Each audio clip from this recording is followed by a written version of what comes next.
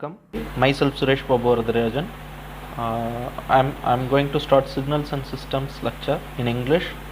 Here I have chosen Anna University 2017 regulation syllabus. Subject code is ECE 8352. Usually there won't be much difference from university to university in syllabus. So for my reference I have chosen Anna University syllabus. Usually signals and system will be categorized under credit 4 paper. Credit 4 in the sense generally credit 3 papers will have 45 hours of lecture throughout the course. Credit 4 our subject is credit 4 paper, so it requires 60 hours throughout the course. Since this is problematic and analytical paper, it demands 60 hours for this whole course. Initially we should know the objectives of this course. Objectives are to understand the basic properties of signals and systems. Second is to know the methods of characterization of linear time invariant system in time domain. And third one is to analyze continuous time signals and systems using Fourier and Laplace transforms. And finally fourth one is to analyze discrete time signals and systems using Fourier and Laplace transform. Now let us see the topics of this course unit wise. In first unit we're going to see classification of signals and systems. Under this we're going to study what are the standard signals like step signal, ramp signal, pulse signal, impulse signal, and real and complex exponential and sinusoidal signals.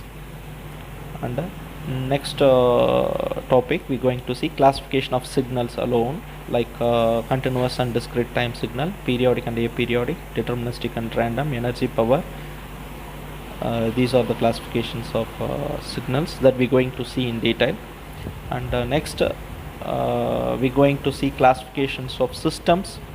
Types of classifications we're going to see, like continuous time and discrete time systems, linear and non-linear systems, time variant, time invariant, causal, non-causal, and stable, unstable systems we're going to discuss under first unit. Under second unit, analysis of continuous time signals we're going to discuss. Under this topic we're going to see Fourier transform and its definition, mathematical models for periodic signals. Then we're going to see about Fourier transform, its definition, and its region of convergence, and about its properties. Like that we're going to discuss about Laplace transform, its definition, properties, everything we're going to discuss under this unit.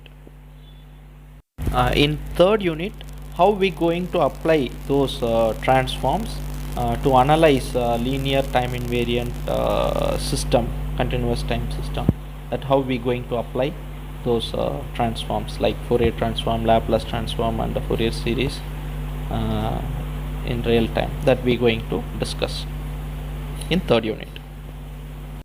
In unit 4 we're going to see how to analyze discrete time signals. In unit 2 we saw analysis of a continuous time signal. Here we're going to discuss about the analysis of discrete time signals.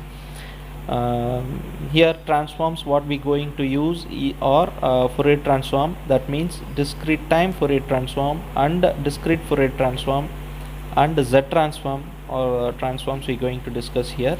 Also we're going to see baseband signal sampling we're going to discuss here in this unit. Finally in fifth unit we're going to see how to apply those discrete time transforms into any system for analysis.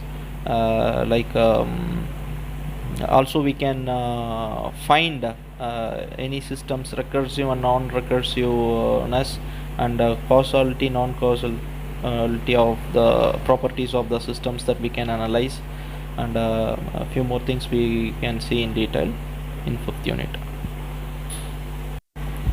Now let us see the course outcomes. It is like a self-assessment check that we should know at the end of the course. Those are we should be able to determine if a given system is linear, causal, stable, that we should know to classify. And second thing, we should capable of determining the frequency components present in a deterministic signal.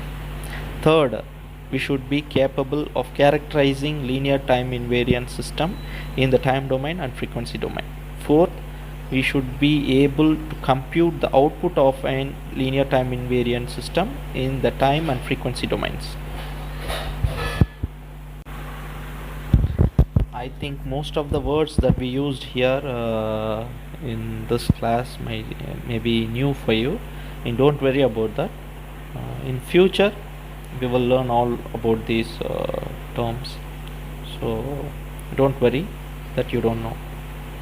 Now let us see what are the textbooks we should follow, what textbooks we should follow for this course. I usually follow Alan V. Oppenheim. That is more than enough to understand the concepts in signals and systems, but still to refer to get a very clear idea about concepts, you can follow B.P. Lathi, Principles of Linear Systems and Signals, and or E. Zeiner. But I used to follow Alan V. Oppenheim mostly, but here and there I used to refer other two books too. Now I will start this course from first unit, classifications of signals and system. I hope you all will be eager to know and study this subject. Please keep following. From next video I will start this course from first unit. Thank you. If you like this video, please like, share it to your friends, comment about our video, and please subscribe. Keep following us. Thank you.